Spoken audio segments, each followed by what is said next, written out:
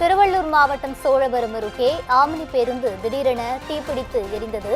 புகை வருவதை கண்ட ஓட்டுநர் முன்கூட்டியே பேருந்தை நிறுத்திவிட்டு இறங்கினார். அந்த காட்சிகளை நாம் தற்போது பார்த்து வருகிறோம். இது குறித்த கூடுதல் விவரங்களை வழங்குவதற்காக எமது செய்தியாளர் திருநாவுக்கரசு இணைந்திருக்கிறார். வணக்கம் திருநாவுக்கரசு, கூடுதல் விவரங்களை பதிவு செய்யலாம்.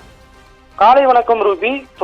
சோழவரம் அருகே ஓடும் ஆம்னி பேருந்தில் திடீர் தீ விபத்து. 32 பயணிகள் அதிர்ஷ்டவசமாக உயிர் தப்பினர். பெரும் அசம்பாவிதம் தவிர்த்து சோழவரம் ஆந்திர பிரதேசம் விஜயவாடாவிலிருந்து புதுச்சேரி நோக்கி 32 பயணிகளுடன் சென்று கொண்டிருந்த தனியார் ஆம்னி பேருந்து சென்னை கொல்கத்தா தேசிய நெடுஞ்சாலை சோழவரம் அருகே சென்றபொழுது திடீரென்று தீப்பற்றி எரிந்தது.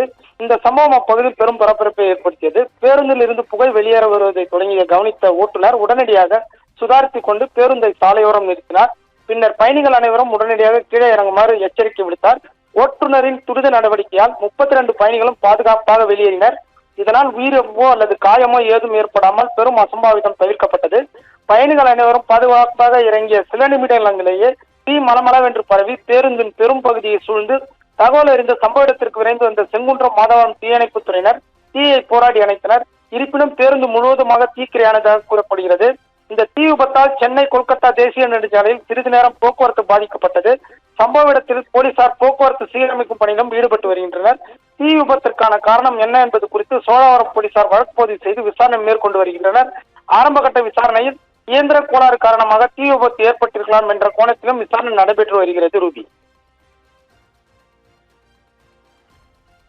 விவரங்களை வழங்கியமைக்கு நன்றி திருநாவுக்கரசு.